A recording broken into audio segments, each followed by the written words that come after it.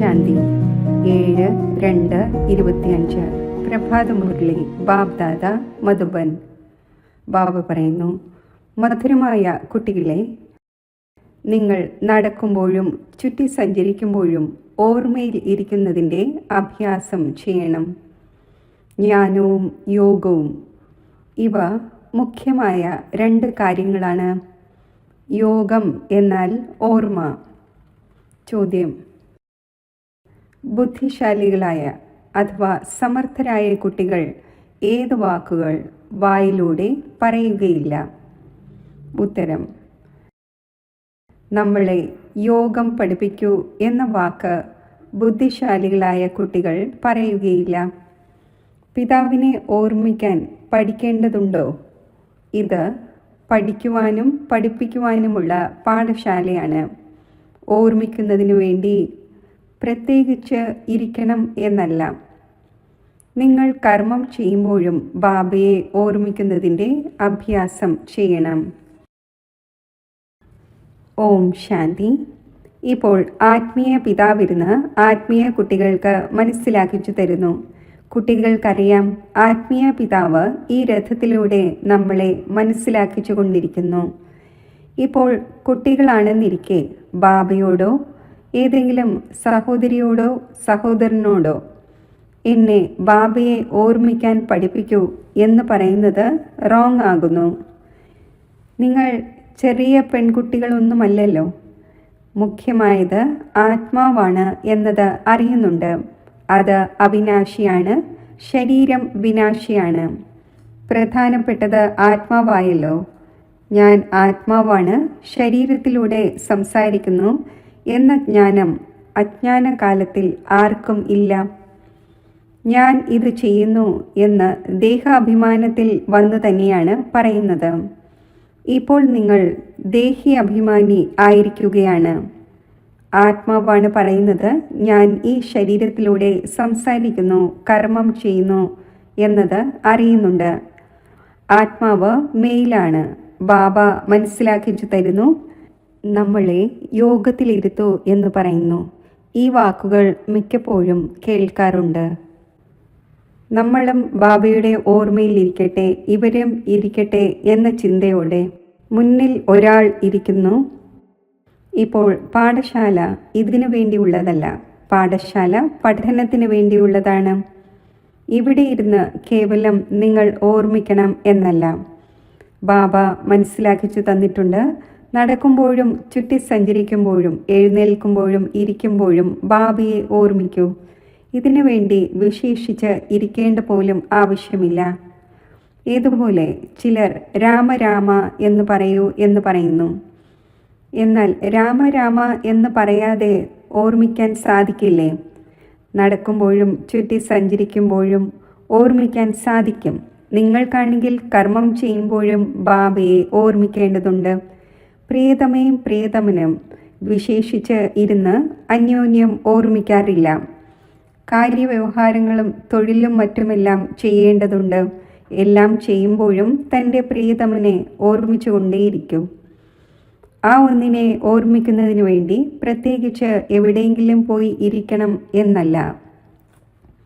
കുട്ടികളായ നിങ്ങൾ ഗീതയും കവിതകളും മറ്റും കേൾപ്പിക്കുമ്പോൾ ബാബ പറയുന്നു, ഇത് ഭക്തി മാർഗത്തിലേതാണ്.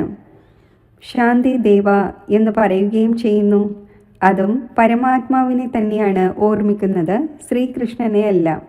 ഡ്രാമ അനുസരിച്ച് ആത്മാവ് അശാന്തമായിരിക്കുകയാണ്. അപ്പോൾ ബാബയെ വിളിക്കുന്നു. കാരണം ശാന്തിയുടെയും സുഖത്തിൻ്റെയും ജ്ഞാനത്തിൻ്റെയും സാഗരം ആ ഒന്നാണ്. ജ്ഞാനവും യോഗവും മുഖ്യമായ 2 കാര്യങ്ങളാണ്. യോഗം എന്നാൽ ഓർമ്മ. അവരുടെ ഹഠയോഗം തികച്ചും വ്യത്യസ്തമാണ്. നിങ്ങളുടേത് രാജയോഗമാണ്. ബാബയെ കേവലം ഓർമ്മിക്കണം. ബാബയിലൂടെ നിങ്ങൾ ബാബയെ അറിഞ്ഞതിലൂടെ സൃഷ്ടിയുടെ ആദിമധ്യ അന്ത്യത്തെ അറിഞ്ഞു. നിങ്ങൾക്ക് ഈ ഏറ്റവും വലിയ സന്തോഷമുണ്ട്. നമ്മളെ ഭഗവാൻ പഠിപ്പിക്കുന്നു. ആദ്യം ഭഗവാന്റെയും പൂർണ്ണ പരിചയം ഉണ്ടായിരിക്കേണ്ടത് ആവശ്യമാണ്. ഏതുപോലെ ആത്മാവ് സ്റ്റാർ ആണോ അതുപോലെ ഭഗവാനും സ്റ്റാർ ആണ് എന്നൊരിക്കലും അറിഞ്ഞിട്ടില്ല. ആ ഒന്നും ആത്മാവാണ്. എന്നാൽ ആ ഒന്നിനെ പരമാത്മാവ്, സുപ്രീം സോൾ എന്ന് പറയുന്നു. ആ ഒന്ന് ഒരിക്കലും പുനർജന്മം എടുക്കുന്നില്ല. ആ ഒന്ന് ജനന മരണത്തിൽ വരുന്നു എന്നൊന്നുമല്ല. ഇല്ല, പുനർജന്മം എടുക്കുന്നില്ല. ഞാൻ എങ്ങനെ വരുന്നു എന്ന് സ്വയം വന്ന് മനസ്സിലാക്കിച്ചു തരുന്നു. ത്രിമൂർത്തിയുടെ മഹിമയും ഭാരതത്തിലുണ്ട്. ത്രിമൂർത്തി ബ്രഹ്മ, വിഷ്ണു, ശങ്കറിൻ്റെ ചിത്രവും കാണിക്കുന്നു. ശിവ പരമാത്മായ നമ എന്ന് പറയുന്നുവല്ലോ. ആ ഉയർന്നതിലും ഉയർന്ന ബാബയെ മറന്നുപോയി കേവലം ത്രിമൂർത്തിയുടെ ചിത്രം നൽകിയിരിക്കുകയാണ്. മുകളിൽ ശിവൻ തീർച്ചയായും ഉണ്ടായിരിക്കേണ്ടതാണ്. അതിലൂടെ ഈ ഒന്ന് രചയിതാവായ ശിവനാണ് എന്നത് മനസ്സിലാക്കട്ടെ. രചനയിൽ നിന്നും ഒരിക്കലും സമ്പത്ത് ലഭിക്കുക സാധ്യമല്ല. നിങ്ങൾക്കറിയാം, ബ്രഹ്മാവിൽ നിന്നും യാതൊരു സമ്പത്തും ലഭിക്കുന്നില്ല. വിഷ്ണുവിനാണെങ്കിൽ വജ്ര വൈഡൂര്യങ്ങളുടെ കിരീടമുണ്ടല്ലോ. ശിവ് ബാബയിലൂടെ പിന്നെ പെന്നയിൽ നിന്നും പൗണ്ട് ആവുകയാണ്. ശിവന്റെ ചിത്രം ഇല്ലാത്തതിനാൽ മുഴുവൻ ഖണ്ഡിതമാകുന്നു. ഉയർന്നതിലും ഉയർന്നതാണ് പരംപിത പരമാത്മാവ്. ഇത് ആ ഒന്നിൻ്റെ രചനയാണ്. ഇപ്പോൾ കുട്ടികളായ നിങ്ങൾക്ക് ബാബയിൽ നിന്നും സ്വർഗത്തിൻ്റെ സമ്പത്ത് ലഭിക്കുന്നു, 21 ജന്മത്തേക്ക് വേണ്ടി. അവിടെയാണെങ്കിൽ ലൗകിക പിതാവിൽ നിന്നും സമ്പത്ത് ലഭിച്ചിരിക്കുകയാണ് എന്ന് പിന്നെയും മനസ്സിലാക്കുന്നുണ്ട്. ഇത് പരിധിയില്ലാത്ത പിതാവിൽ നിന്നും നേടിയ പ്രാപ്തിയാണ് എന്നത് അവിടെ അറിയില്ല. ഇത് നിങ്ങൾക്ക് ഇപ്പോൾ അറിയാം. ഇപ്പോഴത്തെ സമ്പാദ്യം അവിടെ 21 ജന്മം തുടരുന്നു. അവിടെ ഇത് അറിയാമായിരിക്കില്ല. ഈ ജ്ഞാനത്തിൻ്റെ അറിവ് തീർത്തും ഉണ്ടായിരിക്കില്ല. ഈ ജ്ഞാനം ദേവതമാരിലുമില്ല, ശൂദ്രരിലും ഇല്ല. ഈ ജ്ഞാനമുള്ളത് ബ്രാഹ്മണരായ നിങ്ങളിലാണ്. ഇതാണ് ആത്മീയ ജ്ഞാനം. സ്പിരിച്വൽ എന്നതിൻ്റെ അർത്ഥവും അറിയുന്നില്ല. ഡോക്ടർ ഓഫ് ഫിലോസഫി എന്ന് പറയുന്നു. ഡോക്ടർ ഓഫ് സ്പിരിച്വൽ നോളജ് ഒരേ ഒരു ബാബയാണ്. ബാബയെ സർജൻ എന്നും പറയുന്നുവല്ലോ. സാധു സന്യാസിമാരും മറ്റും സർജനൊന്നുമല്ല. വേദശാസ്ത്രങ്ങളും മറ്റും പഠിക്കുന്നവരെ ഡോക്ടർ എന്ന് പറയുകയില്ല. ടൈറ്റിലും നൽകുന്നു. എന്നാൽ വാസ്തവത്തിൽ ആത്മീയ സർജൻ ഒരു ബാബയാണ്. ആ ഒന്ന് ആത്മാവിന് ഇഞ്ചക്ഷൻ വയ്ക്കുന്നു. അത് ഭക്തിയാണ്. അവരെ പറയേണ്ടത് ഡോക്ടർ ഓഫ് ഭക്തി എന്നാണ്. അഥവാ ശാസ്ത്രങ്ങളുടെ ജ്ഞാനമാണ് നൽകുന്നത്. അതിലൂടെ നേട്ടം യാതൊന്നും ഉണ്ടാകുന്നില്ല. താഴെ വീണുകൊണ്ടേയിരിക്കുന്നു. അപ്പോൾ അവരെ ഡോക്ടർ എന്നെങ്ങനെ പറയും? ഡോക്ടർ നേട്ടം വരുത്തിക്കുന്നുവല്ലോ. ഈ ബാബയാണെങ്കിൽ അവിനാശി ജ്ഞാന സർജനാണ്. യോഗബലത്തിലൂടെ നിങ്ങൾ എവർ ഹെൽത്തി ആകുന്നു. ഇത് കുട്ടികളായ നിങ്ങൾ തന്നെയാണ് അറിയുന്നത്. പുറത്തുള്ളവർ എന്തറിയുവാനാണ്? ആ ഒന്നിനെ അവിനാശി സർജൻ എന്ന് പറയുന്നു. ആത്മാക്കളിൽ ഏതൊരു വികാരങ്ങളുടെ മാലിന്യം ചേർന്നിരിക്കുന്നുവോ അതിനെ നീക്കം ചെയ്യണം. പതീതരെ പാവനമാക്കി സദ്ഗതി നൽകണം. ഈ ശക്തി ബാബയിലാണുള്ളത്. ഓൾമൈറ്റിയും പതീത പാവനും ഒരു ഫാദറാണ്. ഓൾമൈറ്റി എന്ന് ഏതെങ്കിലും മനുഷ്യനെ പറയാൻ സാധിക്കില്ല. അപ്പോൾ ബാബ ഏതൊരു ശക്തിയാണ് കാണിക്കുന്നത്? സർവർക്കും തൻ്റെ ശക്തിയിലൂടെ സദ്ഗതി നൽകുന്നു.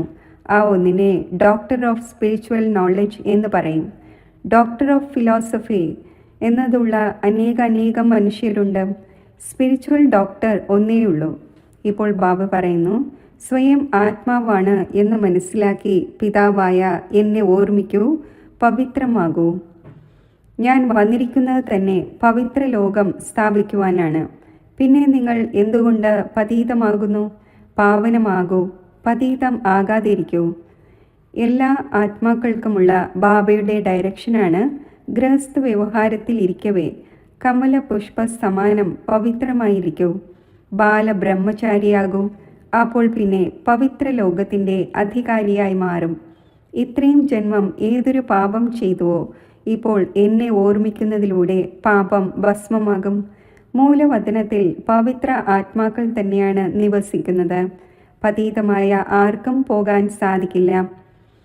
ബുദ്ധിയിൽ ഇത് ഓർമ്മ വയ്ക്കുക തന്നെ വേണം. ബാബ നമ്മളെ പഠിപ്പിക്കുന്നു. നമ്മളെ ടീച്ചറിനെ ഓർമ്മിക്കാൻ പഠിപ്പിക്കൂ എന്ന് സ്റ്റുഡൻറ്റ് പറയുമോ? ഓർമ്മിക്കാൻ പഠിപ്പിക്കേണ്ട എന്താവശ്യമാണ്? ഇവിടെ ഗദ്ദിയിൽ ആരെങ്കിലും ഇരുന്നില്ലെങ്കിലും സാരമില്ല, തൻ്റെ പിതാവിനെ ഓർമ്മിക്കണം. നിങ്ങൾ മുഴുവൻ ദിവസവും ജോലി കാര്യങ്ങളിലും മറ്റും ഇരിക്കുന്നു, അപ്പോൾ മറന്നു പോകുന്നു. അതിനാൽ ഇവിടെ ഇരുത്തുന്നു. ഈ 10-15 മിനിറ്റെങ്കിലും ഓർമ്മിക്കട്ടെ. കുട്ടികളായ നിങ്ങൾ കാര്യവ്യവഹാരങ്ങൾ ചെയ്യുമ്പോഴും ഓർമ്മയിലിരിക്കുന്നതിൻ്റെ ശീലം ഉണ്ടാക്കണം. പകുതി കൽപ്പത്തിന് ശേഷമാണ് പ്രിയതമനെ ലഭിക്കുന്നത്. ഇപ്പോൾ പറയുന്നു, എന്നെ ഓർമ്മിക്കൂ, എങ്കിൽ നിങ്ങളുടെ ആത്മാവിൽ നിന്നും മാലിന്യം പുറത്തു പോകും. നിങ്ങൾ വിശ്വത്തിൻ്റെ അധികാരിയായി മാറും. അപ്പോൾ എന്തുകൊണ്ട് ഓർമ്മിച്ചുകൂടാ?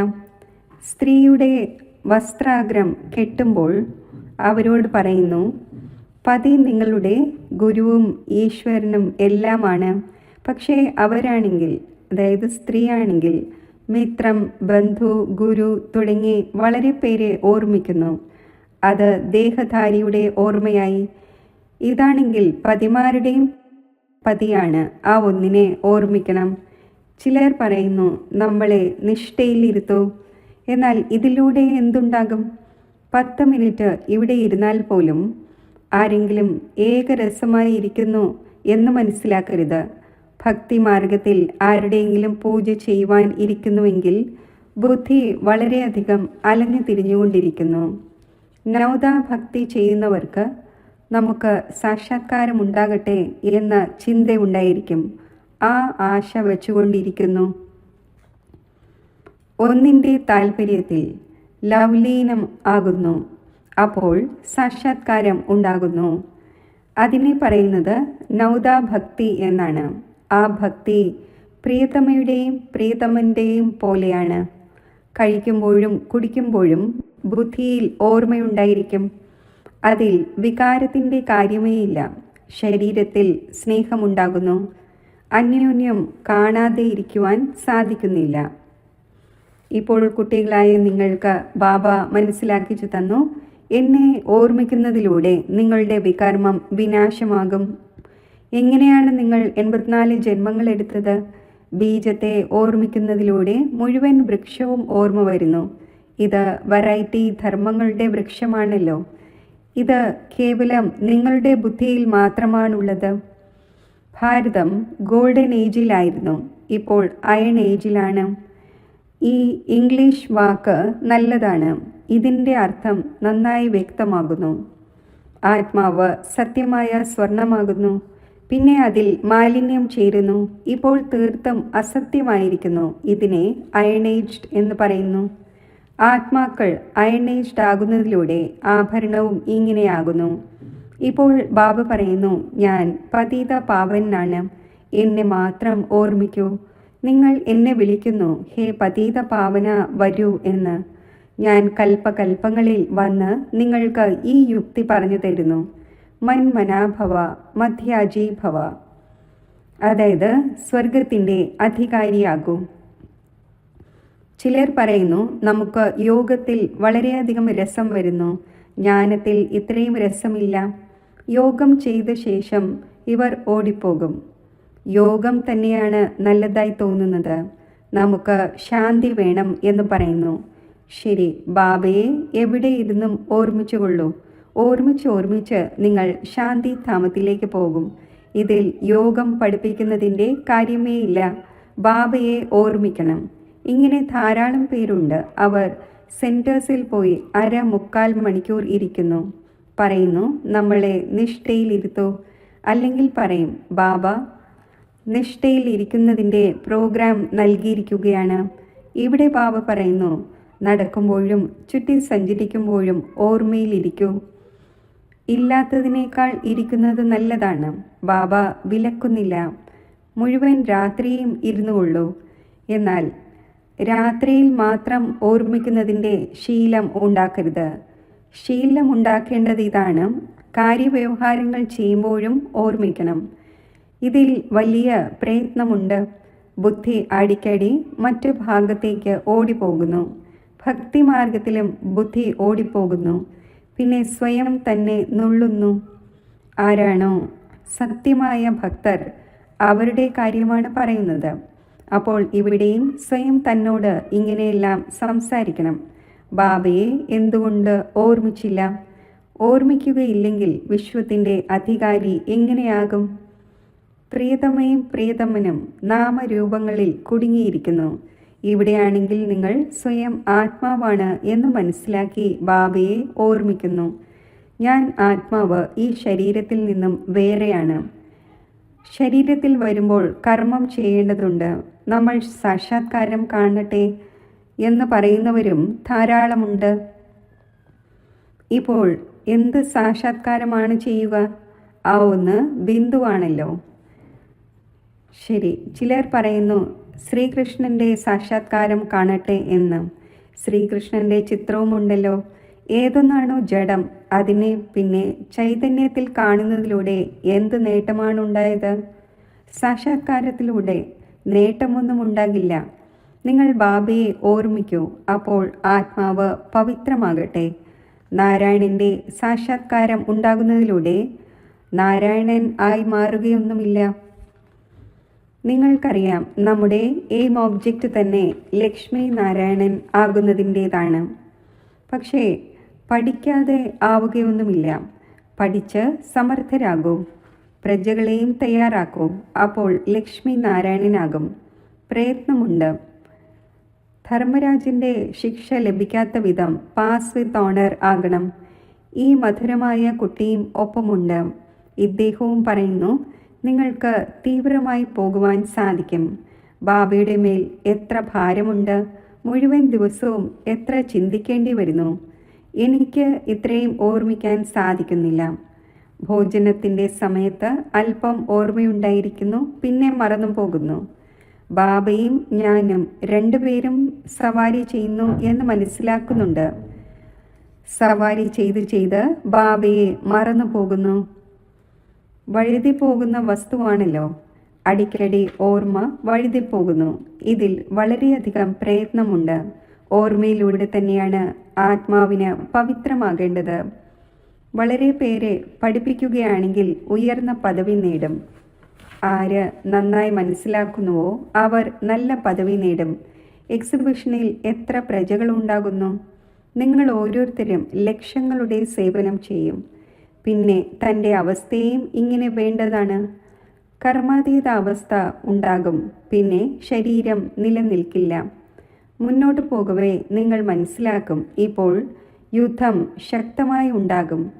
പിന്നെ അനേകം പേർ നിങ്ങളുടെ അടുക്കൽ വന്നുകൊണ്ടിരിക്കും. മഹിമ വർദ്ധിച്ചുകൊണ്ടിരിക്കും. അന്തിമത്തിൽ സന്യാസിമാരും വരും. ബാബയെ ഓർമ്മിക്കുവാൻ തുടങ്ങും. അവരുടെ പാർട്ട് തന്നെ മുക്തിധാമത്തിൽ പോകുന്നതിൻ്റേതാണ്. നോളജ് എടുക്കുകയില്ല. നിങ്ങളുടെ മെസ്സേജ് എല്ലാ ആത്മാക്കളിലും എത്തിച്ചേരേണ്ടതുണ്ട്. പത്രങ്ങളിലൂടെ ധാരാളം പേർ കേൾക്കും. എത്ര ഗ്രാമങ്ങളുണ്ട്! എല്ലാവർക്കും സന്ദേശം നൽകണം. മെസ്സഞ്ചർ അഥവാ സന്ദേശവാഹകൻ നിങ്ങൾ തന്നെയാണ്. പതിതത്തിൽ നിന്നും പാവനമാക്കുന്നവൻ ബാബയല്ലാതെ മറ്റാരുമില്ല. ധർമ്മസ്ഥാപകൻ ആരെങ്കിലും പാവനമാക്കുന്നു എന്നൊന്നുമല്ല. ആ ആളുടെ ധർമ്മം അഭിവൃദ്ധി പ്രാപിക്കേണ്ടതുണ്ട്. ആ ആൾ തിരികെ പോകാനുള്ള വഴി എങ്ങനെയാണ് പറഞ്ഞു കൊടുക്കുക? സർവരുടെയും സദ്ഗതി ദാതാവ് ഒന്നാണ്. കുട്ടികളായി നിങ്ങൾക്ക് ഇപ്പോൾ തീർച്ചയായും പവിത്രമാകേണ്ടതുണ്ട്. ധാരാളം പേർ പവിത്രമായിരിക്കുന്നില്ല. കാമം മഹാശത്രുവാണല്ലോ. നല്ല നല്ല കുട്ടികൾ വീണുകിടക്കുന്നു. കുദൃഷ്ടിയും കാമത്തിൻ്റെ തന്നെ അംശമാണ്. ഇത് വലിയ ചെകുത്താനാണ്. ബാബ പറയുന്നു, ഇതിൻ്റെ മേൽ ജയം നേടൂ, എങ്കിൽ ജഗത് ജീത്തായി മാറും. ശരി, മധുരമധുരമായ വളരെ കാലം വേർപിരിഞ്ഞ ശേഷം തിരിച്ചു കിട്ടിയ കുട്ടികൾക്ക് മാതാവും പിതാവുമായ ബാബ് ദാദയുടെ സ്നേഹസ്മരണകൾ. Good morning. ആത്മീയ പിതാവിൻ്റെ ആത്മീയ കുട്ടികൾക്ക് നമസ്തേ. ധാരണയ്ക്കുള്ള മുഖ്യസാരം: കാര്യവ്യവഹാരങ്ങൾ ചെയ്യുമ്പോഴും ഓർമ്മയിൽ ഇരിക്കുന്നതിൻ്റെ ശീലം ഉണ്ടാക്കണം. ബാബയോടൊപ്പം പോകുന്നതിനും പാവനമായ പുതിയ ലോകത്തിൻ്റെ അധികാരി ആകുന്നതിനും വേണ്ടി തീർച്ചയായും പവിത്രമാകണം. ഉയർന്ന പദവി നേടുന്നതിനായി വളരെ പേരുടെ സേവനം ചെയ്യണം, വളരെ പേരെ പഠിപ്പിക്കണം. മെസ്സഞ്ചറായി ഈ മെസ്സേജ് എല്ലാവരിലും എത്തിക്കണം. വരദാനം: സ്നേഹത്തിൻ്റെ മടിത്തട്ടിൽ ആന്തരിക സുഖവും സർവശക്തികളും അനുഭവിക്കുന്ന യഥാർത്ഥ പുരുഷാർത്ഥിയായി ഭവിക്കട്ടെ. ആരാണോ യഥാർത്ഥ പുരുഷാർത്ഥി, അവർ ഒരിക്കലും പ്രയത്നവും ക്ഷീണവും അനുഭവിക്കുകയില്ല. സദാ സ്നേഹത്തിൽ ലഹരി പിടിച്ചിരിക്കുന്നു. അവർ സങ്കല്പം കൊണ്ടുപോലും സറണ്ടർ ആയതു കാരണം നമ്മെ ബാപ് ദാദ കൊണ്ടുപോയിക്കൊണ്ടിരിക്കുന്നു എന്ന് അനുഭവിക്കുന്നു. പ്രയത്നത്തിൻ്റെ പാദങ്ങൾ കൊണ്ടല്ല, എന്നാൽ സ്നേഹത്തിൻ്റെ മടിത്തട്ടിലിരുന്ന് പോയിക്കൊണ്ടിരിക്കുകയാണ്. സ്നേഹത്തിൻ്റെ മടിത്തട്ടിൽ സർവപ്രാപ്തികളുടെയും അനുഭൂതി ഉള്ളത് കാരണം അവർ നടക്കുകയല്ല, എന്നാൽ സദാ സന്തോഷത്തിലും ആന്തരിക സുഖത്തിലും സർവശക്തികളുടെ അനുഭവത്തിലും പറന്നുകൊണ്ടേയിരിക്കുന്നു. സ്ലോഗൻ: നിശ്ചയമാകുന്ന ഫൗണ്ടേഷൻ ഉറച്ചതാണെങ്കിൽ ശ്രേഷ്ഠ ജീവിതത്തിൻ്റെ അനുഭവം സ്വതവേ ഉണ്ടാകുന്നു. അവ്യക്ത സൂചന: ഏകാന്തപ്രിയരാകൂ, ഏകതയും ഏകാഗ്രതയും സ്വായത്തമാക്കൂ. അനേകതയിൽ ഏകത. പ്രാക്ടിക്കലിൽ അനേകം ദേശം, അനേകം ഭാഷകൾ, അനേകം രൂപനിറങ്ങൾ. എന്നാൽ അനേകതയിലും എല്ലാവരുടെയും ഹൃദയത്തിൽ ഏകതയുണ്ടല്ലോ. കാരണം ഹൃദയത്തിൽ ഒരു ബാബയാണ്. ഏക ശ്രീമത്തിലൂടെ നടന്നുകൊണ്ടിരിക്കുകയാണ്. അനേകം ഭാഷകളിൽ ഉള്ളവരായിരുന്നിട്ടും മനസ്സിൻ്റെ ഗീതവും മനസ്സിൻ്റെ ഭാഷയും ഒന്നാണ്. ഓം ശാന്തി. യോഗത്തിൻ്റെ അഭ്യാസം.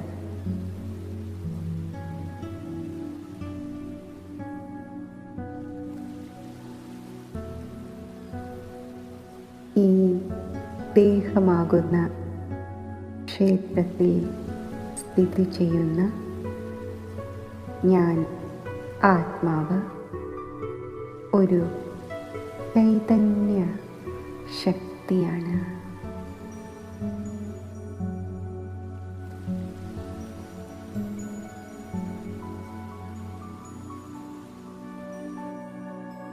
ഈ ആത്മസ്മൃതിയിൽ സ്ഥിതി ചെയ്യുമ്പോൾ എൻ്റെ ശുദ്ധവും പവിത്രവുമായ യഥാർത്ഥ സ്വരൂപം എനിക്ക് അനുഭവവേദ്യമാകുന്നു.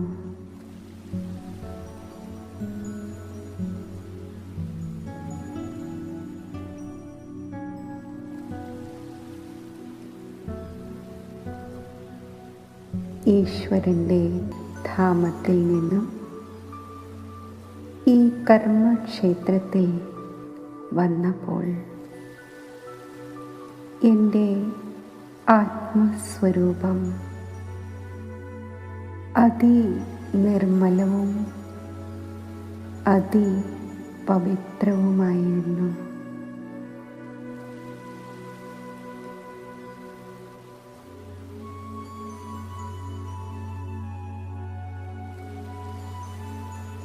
എൻ്റെ ആ നിർമ്മലവും ശുദ്ധവുമായ സ്വരൂപത്തിൻ്റെ പരിപൂർണ അനുഭവം നേടുന്നതിന് ഞാൻ ശാന്തിയുടെ ധാമമായി ആ ജ്യോതി ദേശത്തിൽ ബ്രഹ്മതത്വം വ്യാപിച്ചിരിക്കുന്ന ആ ദിവ്യധാമത്തിൽ സങ്കല്പം കൊണ്ട് യാത്ര ചെയ്യുകയാണ്.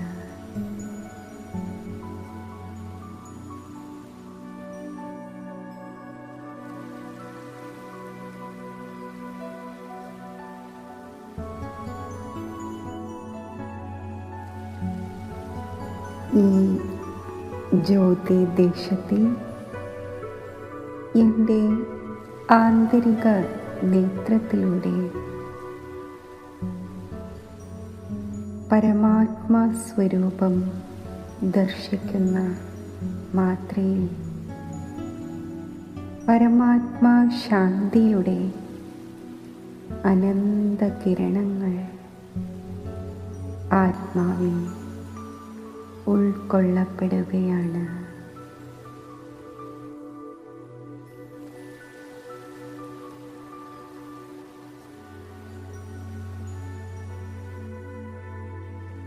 അനന്യ ഭാവത്തിൽ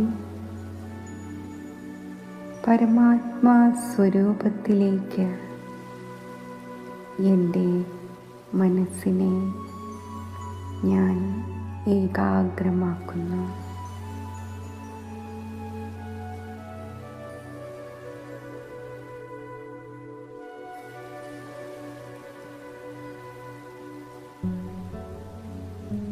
അനിർവചനീയമായ ദിവ്യ അലൗകിക സ്നേഹത്തിൽ ഞാൻ ലയിച്ചു ചേരുന്നു.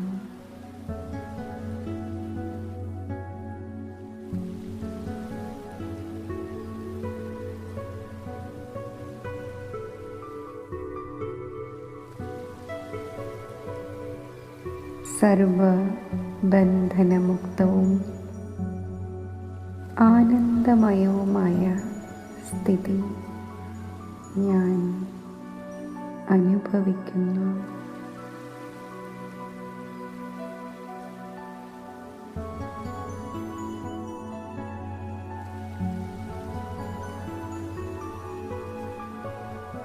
ഈ ദിവ്യവും അലൗകികവുമായ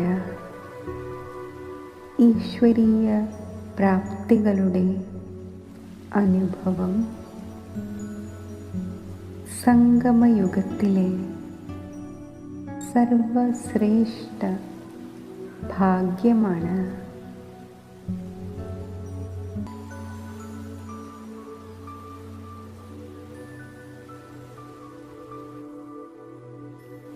സാകാര സൃഷ്ടിയിലെ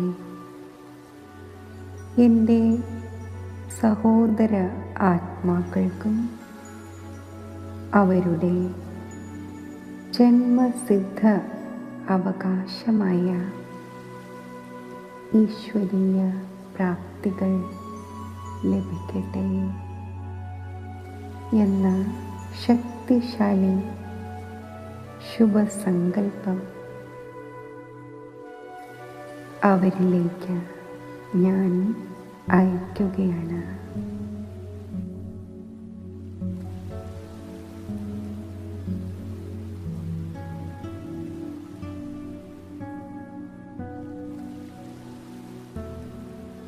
ഹേ ആത്മാക്കളെ,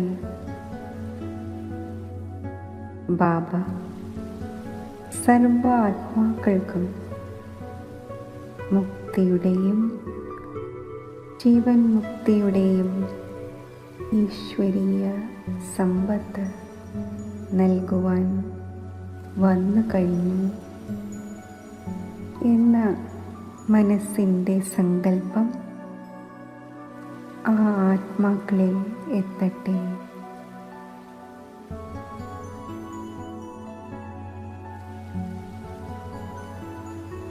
സംഗമയുഗത്തിലെ ഈ സർവശ്രേഷ്ഠ ഭാഗ്യത്തിന് ആ ആത്മാക്കൾ യോഗ്യരായി മാറട്ടെ.